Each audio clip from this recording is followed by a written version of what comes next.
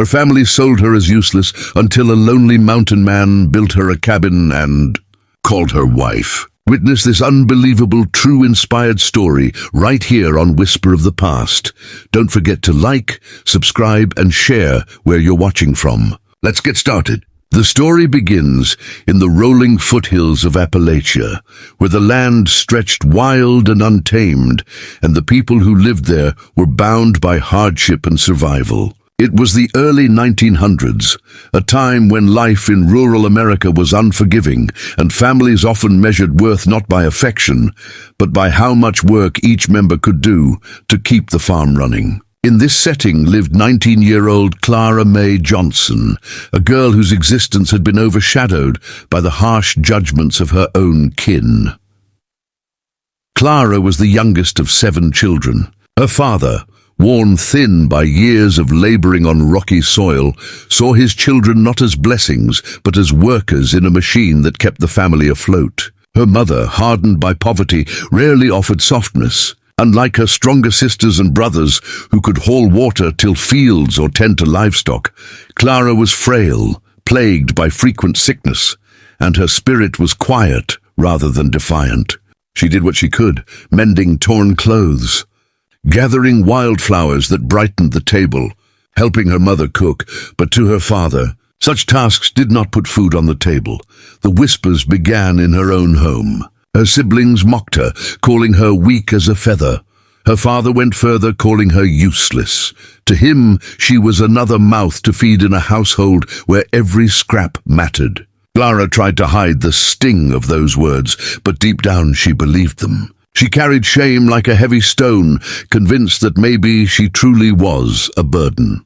One summer, a traveling merchant arrived with his wagon loaded with tools, cloth, and salt. For families in the backwoods, such visits were rare chances to barter and trade. Clara had no reason to believe that this visit would change her life forever, but it did. Her father, seeing opportunity, struck up a conversation with the merchant that quickly turned from trade to transaction. The merchant mentioned that he knew of a man deep in the mountains, a solitary figure named Elijah Carter, who had been searching for companionship but had no interest in the bustling towns or the judgment of proper society. Clara listened in horror as her father asked bluntly what the merchant thought Elijah might pay for a girl. The merchant hesitated, but money and supplies had a way of loosening principles. For a small exchange, bags of flour, a sturdy axe, and a few dollars, Clara was promised away. She stood frozen, her voice caught in her throat, as her mother silently turned her face away, unwilling to intervene. That evening, Clara climbed into the back of the wagon, her meager belongings tied in a bundle. She didn't even get a farewell from her father. To him, she was no longer his problem. The road stretched before her, winding into the forest, each turn taking her father from the only home she had ever known, even if it had been loveless. She wrapped her arms around herself, her heart pounding with fear. She had not been given a choice, and her future was now in the hands of strangers. After several hours, the merchant's wagon climbed into the Blue Ridge Mountains, where the air grew crisper and the sound of the town faded behind them. They came at last to a clearing where a cabin stood, rough-hewn but solid, smoke curling from its chimney. Outside, a tall, broad-shouldered man chopped wood with practiced strength. His beard was thick, his hands rough, and his eyes carried the weight of solitude. This was Elijah Carter. At 35, Elijah was known to few. Some said he was dangerous, a recluse who wanted nothing to do with others. Others whispered that he had lost his family young and had chosen the mountains as a place where sorrow could not follow. What was certain was that he lived alone, surviving off the land. His closest companions, the trees, the streams, and the wind that howled in winter. When the merchant introduced Clara, Elijah's brows furrowed. He hadn't expected someone so young, nor so frightened. Clara's eyes darted to the ground, unable to meet his gaze. He asked her name gently, and she whispered, "Clara." The merchant didn't linger. The exchange had been made, and he was eager to move on. With the clatter of hooves, he disappeared down the trail, leaving Clara and Elijah in silence. For a long moment, Elijah said nothing. He could see the fear in her trembling hands, the way she clutched her bundle like a shield. "You'll be safe here," he finally said in a voice low and steady. He didn't touch her, didn't force her. Instead, he nodded toward a small cabin beside his own, a modest structure he had built in anticipation of one day not being so alone. "That one's yours," he added. Clara followed his gesture, surprised to see a cabin prepared for her. It was rough but sturdy, with a roof of cedar shakes and a little porch. Inside, there was a cot with quilts, a table, and a small fire already burning. Elijah had made it livable, as though he had known she would come. The first days were hard. Clara spoke little, unsure of what role she was expected to play. Elijah never demanded anything from her, never raised his voice. Instead, he treated her presence like it was natural, as though he had been waiting for her without even knowing her name. Each morning, he chopped wood, not just for his own hearth, but for hers. He showed her how to fetch water from the spring, how to kindle a fire when the cold set in. He left berries, fish, and sometimes venison by her door. At first, she thought it was pity, but soon she realized it was kindness.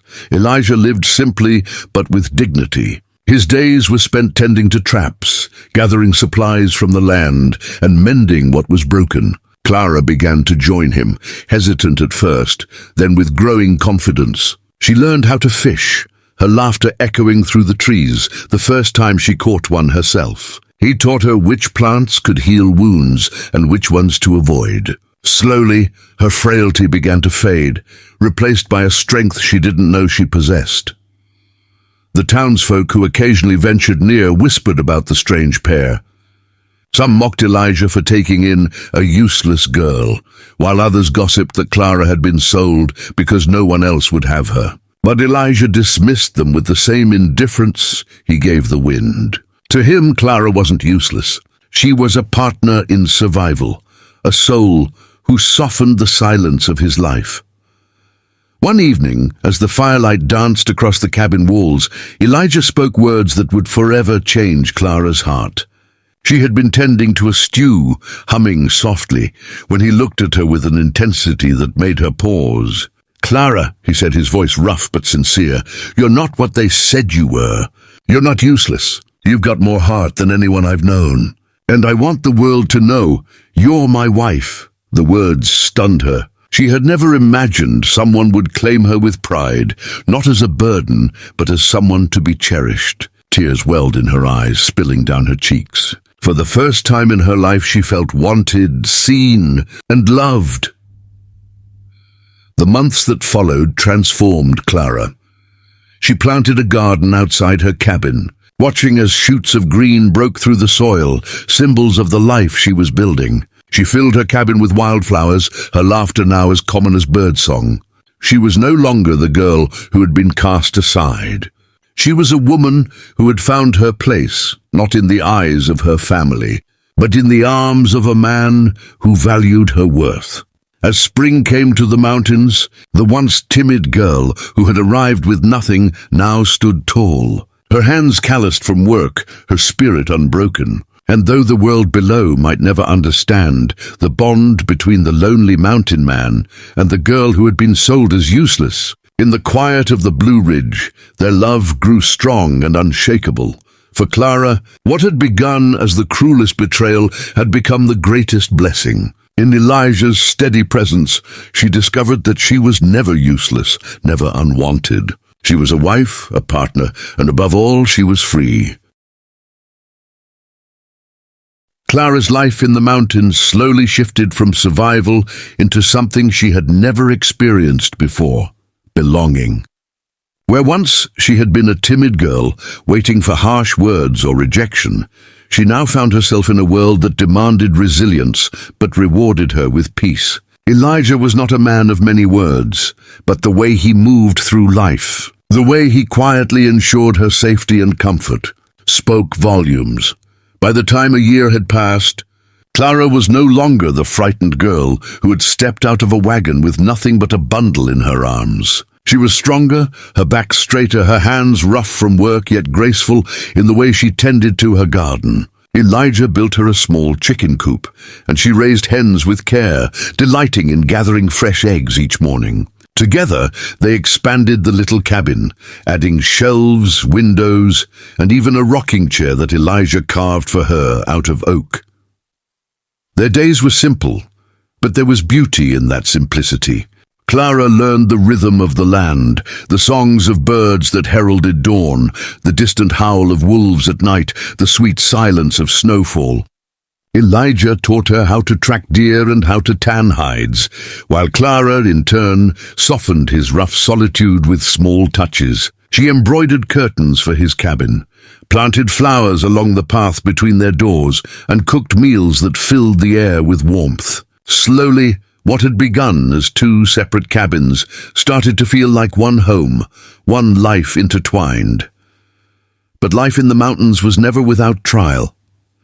Winters were harsh, and one year snow came earlier than expected. A storm buried their cabins in white, and the cold was biting. Firewood had to be rationed carefully, and hunting became nearly impossible. Clara, wrapped in heavy quilts, could hear the wind battering the walls, each gust reminding her of the fragility of their survival. Yet Elijah's steady presence kept fear at bay.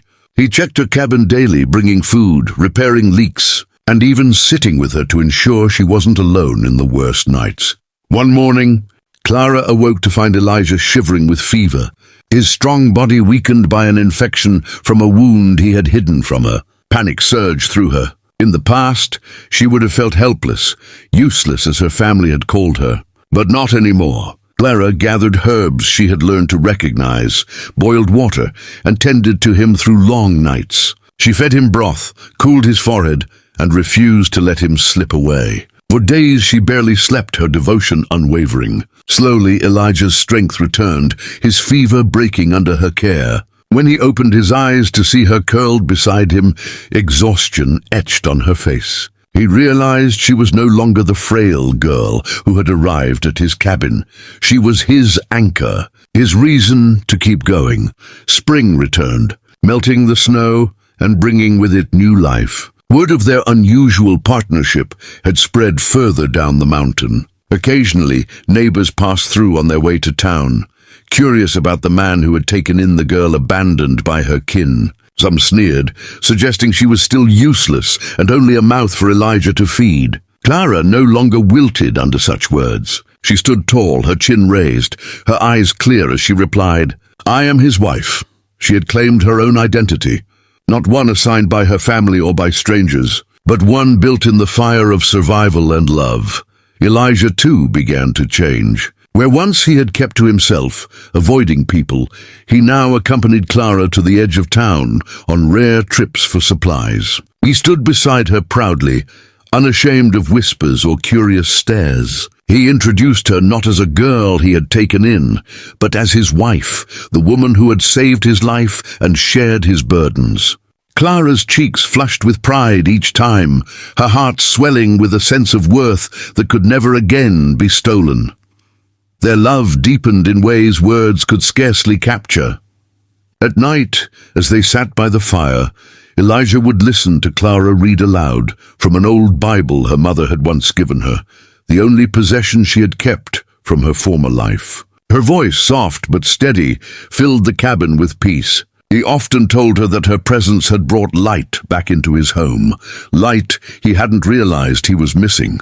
Clara, in turn, told him that his strength had shown her that she was never useless, never disposable, but vital. Years passed, each season weaving them closer together. Clara's garden flourished, providing not just food but color that painted their mountain clearing with beauty. Elijah built a larger home, merging the two cabins into one, and together they made it a place of warmth. The rocking chair he had carved became her favorite spot, where she would sit and sew as he worked nearby. They were not rich, but they were rich in ways money could not measure. One summer, Clara received word that her father had fallen ill. For a long time, she debated whether to return, haunted by the memory of being cast aside. Elijah, never one to push her, simply told her, "It's your choice. But you owe them nothing." Clara thought of the man who had called her useless, who had sold her as if she were nothing more than a tool to be bartered. Yet she also thought of forgiveness, not for his sake, but for her own. When she finally made the journey, her family was shocked to see her. They expected a weak girl, but before them stood a woman strong and steady, her eyes filled with quiet power. Her father, pale and weakened, whispered apologies she never thought she would hear. Clara did not dwell on anger. She told him she had built a life, a good life, and that she was no longer the daughter he had discarded, but a woman who had found her place. Her siblings watched with awe, realizing too late what they had lost when they allowed their cruelty to drive her away. Clara returned to the mountains with no regret. Her home was with Elijah, the man who had seen her worth when no one else had. Together, they continued their simple life, weathering storms and basking in the joys of each season. Though they had no children of their own, they became known in the community as people who would offer kindness to travelers, a warm meal to the weary, and wisdom to the young. Clara's garden became a symbol of hope for those who visited, a reminder that something beautiful could grow from the harshest soil. As the years stretched into decades, Clara often reflected on the path her life had taken. She remembered the sting of her father's words, the loneliness of that wagon ride, the fear of standing before Elijah's cabin. But those memories no longer brought pain. Instead, they reminded her of how far she had come, how deeply she had transformed. She had once been the girl sold as useless. Now she was the wife of a man who had cherished her, the keeper of a home filled with love, and a woman whose story echoed through the mountains like a whisper of hope. When Clara grew older and her hair turned silver, Elijah remained at her side, his rough hands gentler than ever. He often told her, "You gave me life, Clara. Without you, I'd have been just a lonely man in the woods. You made me whole." She would smile, her heart full, knowing that what began as tragedy had blossomed into the greatest blessing of her life. Her story became one passed down in the community, a tale of a girl once cast aside, who found not only survival but love, dignity, and strength in the arms of a mountain man. And though time eventually claimed them both, their legacy remained etched in the land they had called home, in the cabin they built together, and in the hearts of those who believed that even the most broken beginnings could lead to the most beautiful endings.